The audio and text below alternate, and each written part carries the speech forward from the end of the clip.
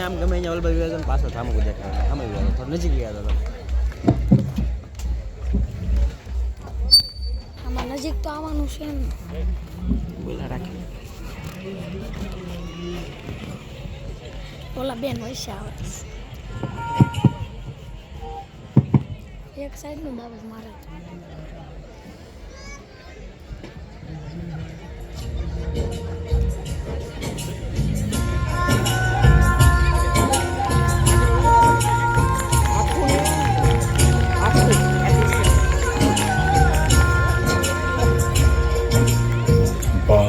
जन्म देने वाला बागबान, परिवार को जन्म देने वाला पिता, दोनों ही अपने खून पसीने से पौधों को ना सिर्फ अपने पेड़ से उसके साय से भी प्यार करते हैं क्योंकि उसे उम्मीद है एक रोज जब वो जिंदगी से थक जाएगा यही साया उसके काम आएगा।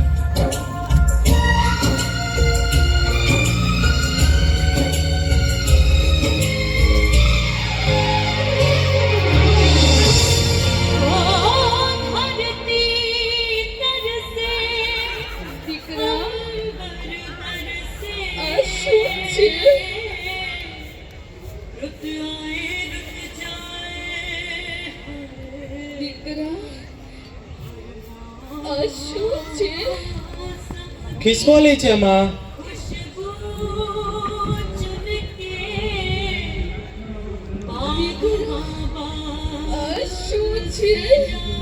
અરે ખિસકોલી છે માં શું મારે તને એક વાત કરવી છે મેં અને સુનિતાએ લગ્ન કરવાનું નક્કી કરી લીધું છે માસી કેમ દીદી કે આ પાછળથી દીકરા આ પાટલા સુનિતાને આપી દેજે દીકરા તમારું લગ્ન જીવન સુખી જાય બેટા हर फूल को अपना समझे અરે ખિસકોલી છે માં લગ્ન પછી હું ને સુનિતા સાથે રહીશું અને તમને સુનિતાની તો ખબર જ છે ને અરે સુનિત શું સાવ માબડિયો થઈને બેઠો છે જ્યારે હોય ત્યારે કામ જ કર્યા કરે છે અરે આવ આવ સુનિતા બસ આપણા લગ્નની વાત જ હું બાને કરતો હતો લગ્નની વાત બાને શું કરવાની હોય લગ્ન આપણે કરવાના છે કે બાએ કરવાના છે મને આ તારું મામા કરવું જરાય પસંદ નથી પણ સુનિતા એ આપણા બંનેની માં છે જો સુનિત તારે મારી સાથે લગ્ન કરવા હોય તો તારે તારી બાને ભૂલવી પડશે અરે ચાલ હું કઈક વિચારું છું એમાં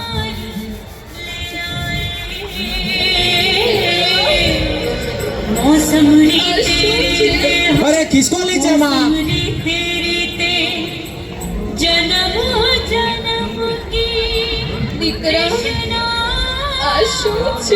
અરે માં તને કેટલી વાર સમજાવું કે આ ખિસકોલી છે અને હવે હું આમાં જવાબ નથી જ આપવાનો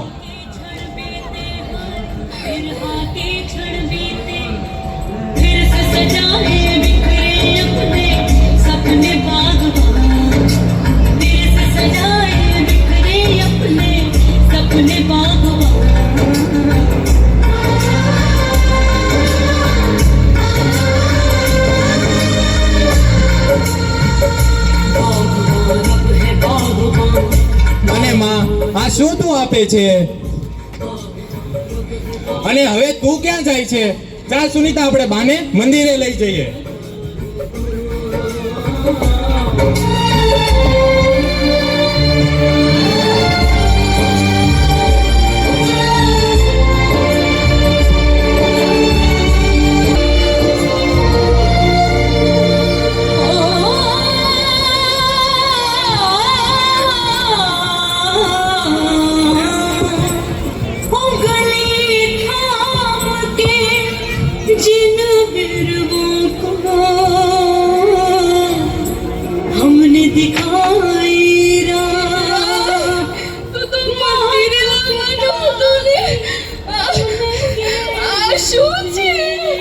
માં તારે થોડાક દિવસ જ અહીંયા રહેવું પડશે. મારા અને સુનીતાના લગ્ન થઈ જાય પછી તને પાછા લઈ જઈશું. देखे बागवान रसूल भर नैनों से माँ। देखे बागवान માં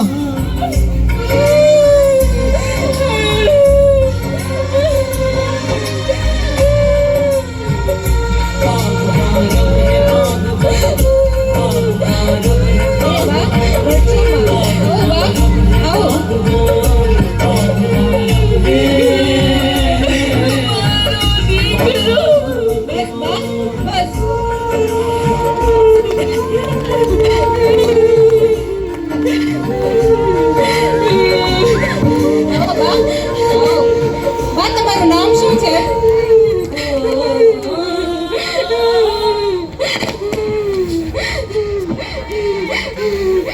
ले शारदा तू અહીંયા जय श्री कृष्ण जय श्री कृष्ण તારો દીકરો તને અહીંયા મૂકી ગયો? એ તો બહુ ડાયો હતો, હોશિયાર હતો ને.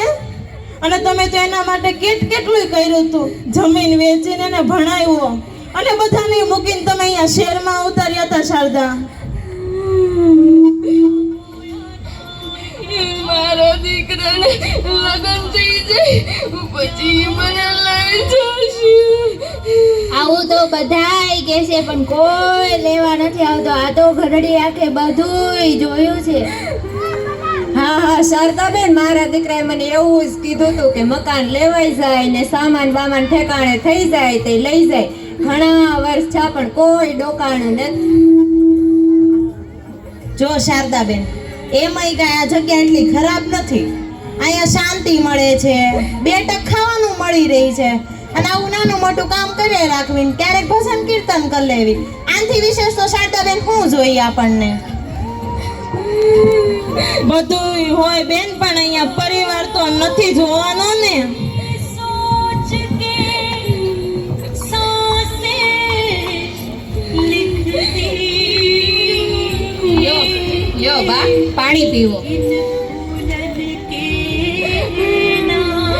બા તમારે કોઈ દવા શરૂ છે? કાંઈ નહીં બા, કઈ જરૂર હોય તો બોલાવી લેજો.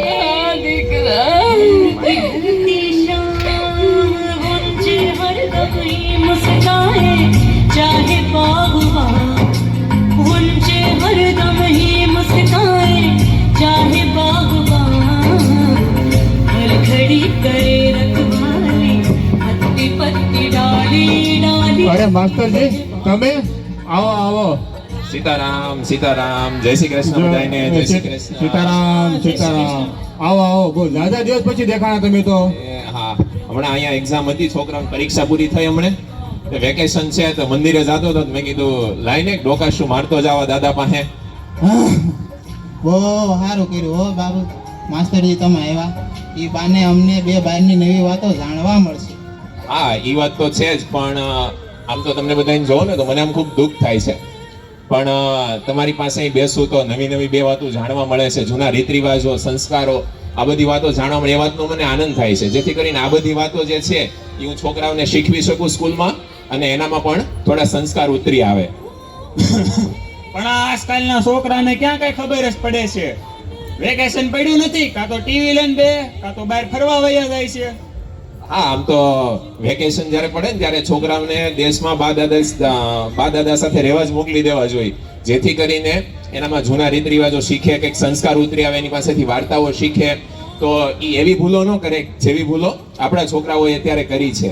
માસ્ટરજી, તમારી બધી વાત હાચી, પણ આજકાલના છોકરાઓને માતા પિતા ગમે છે જ ક્યાં? તો એમાં અમારી જેવા ડોલાની તો ક્યાં વાત પૂછવાની રહે? હા, એ તો છે જ, પણ આમાં તો હવે આપણે શું કરી શકીએ? આપણે ગીતાજીમાં એક બહુ સરસ શ્લોક કીધો છે આપણને, એક વાક્ય છે કે કર્મણ્યવાધિકારસ્તે મા ફલેષુ કદાચન.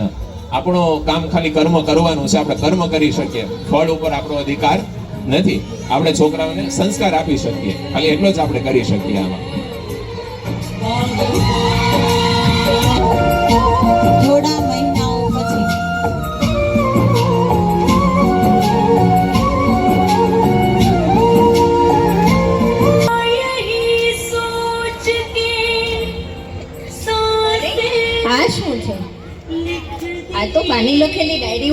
લાગે છે. બેટા, આજે તારો જન્મદિવસ છે. આજે તારા 3 વર્ષ પૂર્ણ થયા. તને યાદ છે દીકરા, તે જીદ કરેલી, પપ્પા મારે મારો જન્મદિવસ ઉજવવો છે. તારે તારી જીદ પૂર્ણ કરવા માટે તારા પપ્પાએ બાજુવાળા પાસેથી ઉધાર પૈસા લઈને તને જમાડ્યો, તારો જન્મદિવસ ઉજવ્યો અને બેટા તને બહુ લાડકોડથી ઉછેર્યો. અરે શું થયું સુનીતા? આ શેનો અવાજ હતો? અને આ શું છે? આ તો બાની લખેલી ડાયરી લાગે છે. અને તું કેમ રડે છે એમાં? લાડકોડથી વિછેર્યો છે. તું જ્યારે નાનો હતો ત્યારે તારા પપ્પા અને હું તને બગીચામાં લઈ ગયેલા. ત્યારે તે મને 25 વખત પૂછેલું, માં આ શું છે? માં આ શું છે? ત્યારે મેં તને 25 વખત પ્રેમથી કહેલું, દીકરા આ ખિસકોલી છે.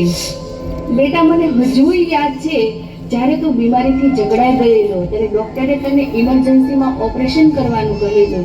ત્યારે તારા પપ્પા પાસે પૂરતા પૈસા ન હતા ત્યારે અડધી જમીન વેચીને તને ઇમરજન્સીમાં ઓપરેશન કર્યું અને તને બીમારી સામે રક્ષણ આપ્યું.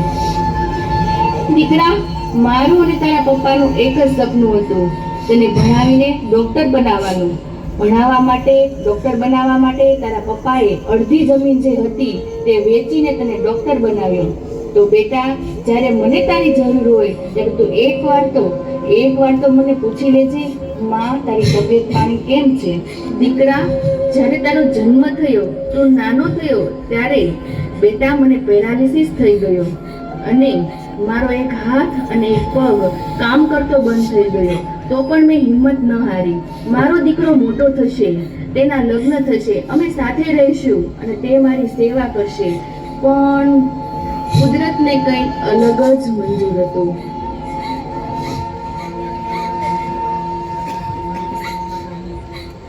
ચાલો સુનિલ, આપણે બાને લઈ આવે. ચાલો નહીં, હું બાની સામે હવે નહીં આવી શકું. આપણે બાને વાત કરીશું સુનિલ. નહીં, બાએ મારા માટે આટલું કરેલું છે અને મેં બાને મંદિરની જગ્યાએ એક વૃદ્ધાશ્રમમાં મૂકી આવ્યો.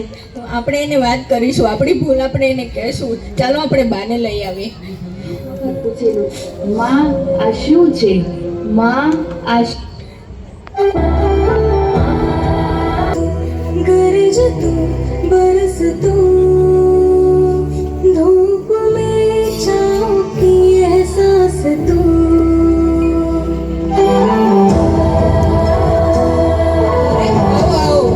તમે અહીંયા કોને મૂકવા આવ્યા છો?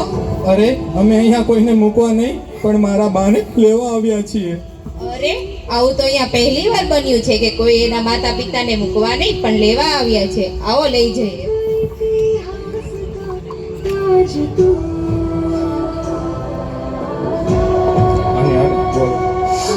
मन में रहेगा मौज के सबको लेना साथ जोड़ते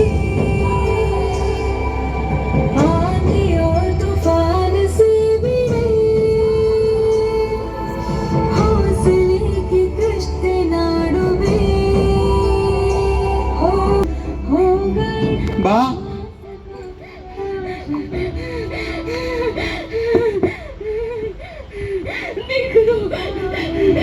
બા, અરે શારદાબેન, ચાલો બા આપણે ઘરે જઈએ. બા, અમે તમને લેવા માટે આવ્યા છીએ. ચાલો આપણે ઘરે જઈએ. બા,